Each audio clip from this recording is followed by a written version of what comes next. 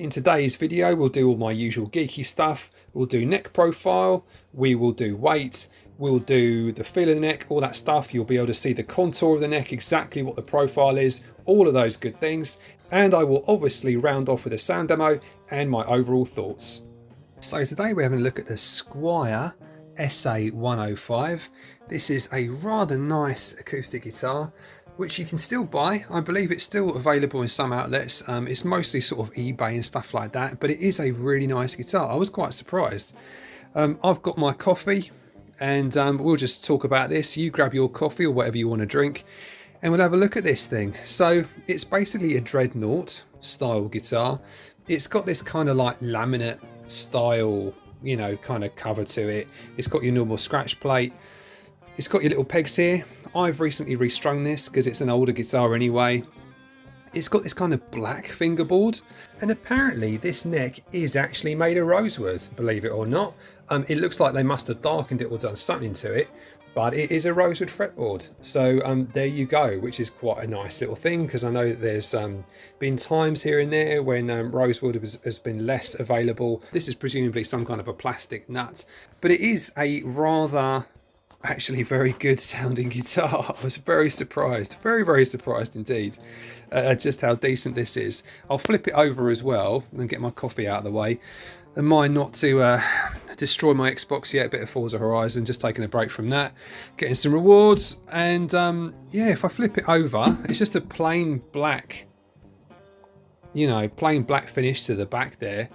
It's got a gloss kind of finish to the neck itself, and it does have a kind of, actually, which is rather cool, a bit of a kind of a volute there, which, so if it does sort of fall or what have you, there's actually a bit of protection in the neck.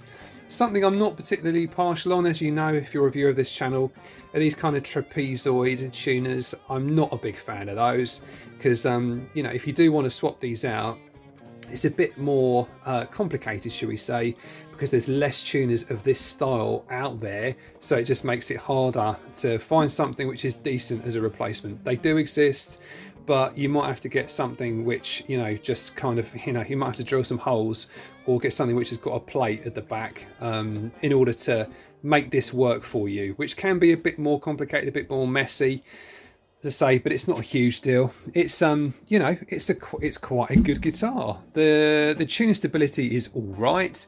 You might find you just have to tweak it a little bit here and there as you play, especially if you're, you know, maybe doing a gig or something. I've seen a few people actually in reviews, because I went back and I looked at reviews of this guitar, and because it's been around for some time now, people say they do use it for gigs and what have you. They take it down the pub or the bar or whatnot, and they use it for that, which I was quite sort of surprised about. I mean, in a way, you think to yourself, well, some people are like, oh, advocates for taking their really expensive gear to do that kind of stuff. Some people take their cheap gear. I actually think it's quite a good idea to take cheaper, good gear to a gig. That way, if something happens, you're not going to be totally destroyed. Although, having said that, if something happened to this guitar, I would be quite upset, because it's a rather good guitar. Having said that, let's have a look at that. So Squier by Fender. I think mostly these days Fender actually do put the Fender name at the top of these cheaper ones as well.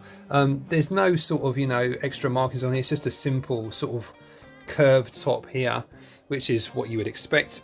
It is a 43mm nut, and for anybody who's interested, it does actually have on this guitar a relatively, as you can, I mean, it's no mystery there, you can see it for yourself. It actually does have a relatively beefy neck for an acoustic guitar or an electric. I'm used to playing electric, and the beefiness of this neck came as a little bit of a surprise, having come from my Epiphone. I think it's the DR100, which I've also reviewed on my channel. I'll link to that. And this is a beefier neck, no doubt. It's not a sort of a slimline neck on this by any stretch, but it feels very nice in the hand. It's, you know, it's great for sort of, you're doing your cowboy chords and all that sort of stuff. This is presumably some kind of a plastic nut. Nut width is 42.8mm. Width at the 12th is 53.6mm. First fret neck depth is 23.5mm, or 0.92 inches. Neck depth at the 12th is 26.7mm, or 1.05 inches. So it is quite chunky. It is worth bearing in mind though with acoustics, always bear this in mind, the 12 things start to sort of taper out. So you can see here, even though I'm measuring at the 12th, I've sort of done it right on the edge of the 12th to try and give a more accurate reading of what the rest of the neck is doing, because it does start to sort of curve in here. This gives you an idea of what the neck profile is like. This is the 1st fret and this is the 12th. As you can see, it's quite a deep sort of C kind of shape, and it does fatten and widen out as you get closer to the 12th fret. It's a really, really cozy, comfy feeling neck, this one, and it feels very reassuring to play. Great for your cowboy calls and all that stuff. They do come in black and I think maybe a couple of other colours, maybe sort of a sunburst finish you've got for this guitar too. But it is actually very well worth picking up and having a look. And it's worth mentioning that the fretboard does have 20 frets on it, so should be more than enough for most acoustic players. Again, nothing that you're going to do some sort of wiggly stuff on, but then you wouldn't expect to on an acoustic normally. The guitar weighs in at just under 2 kilograms, or 4 pounds 2.6 ounces, so it's pretty light by my estimation.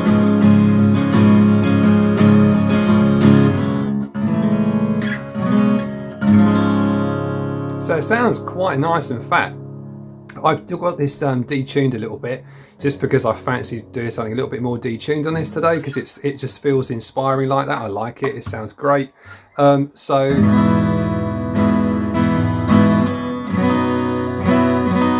it just sounds nice and big and fat. It's a really big sounding guitar, this.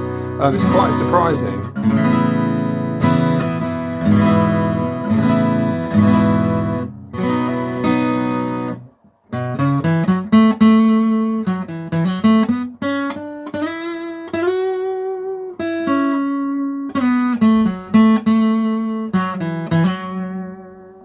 I mean, it's hard to fault for the sort of price you can get these at these days. I mean, even new, I think it's about £100, $100, something like that, €100, give or take.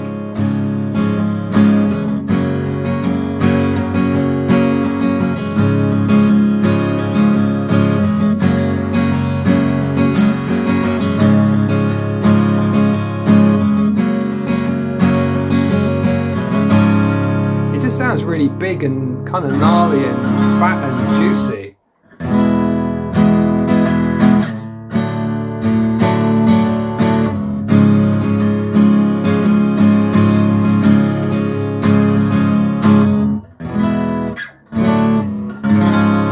I can see why this is a sort of a go-to for a lot of people, this guitar. It's a cheap sort of throw about kind of guitar, but it feels and sounds really nice.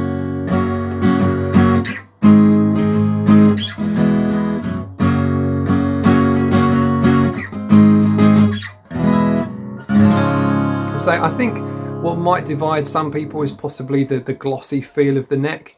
I think personally I would normally gravitate towards something with a bit more of a satin feel, I reckon.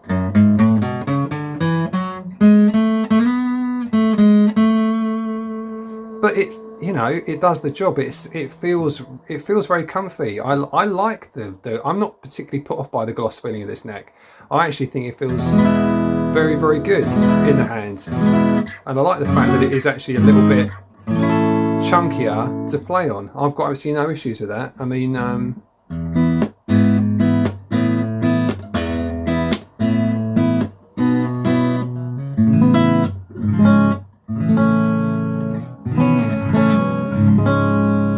think, yeah, it's definitely worth giving a go. So really, my overall thoughts, yeah, it's a very, very nice guitar actually, and if you're looking for an acoustic guitar, I don't think you can go too far wrong if you find one of these. And these days they do come really cheap, so I just say go for it. As with any guitar, if you are a beginner and you're thinking about getting one of these, definitely get it set up by a pro, because that will pay dividends long term and be much more pleasant for your overall playing journey. There you are. So that's my overall thoughts. Please do like, comment and subscribe, and I will see you in the next one. Cheers, bye.